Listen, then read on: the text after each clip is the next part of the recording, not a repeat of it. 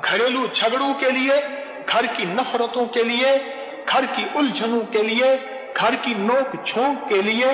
घर के अमन बर्बाद हो गया है किसी बहू के आने की वजह से, या किसी दामाद के आने की वजह से, या किसी नौकर की वजह से, या बीवी मियां की वजह से, या आपस में बच्चों के किसी वजह से नफरतें हैं घर में।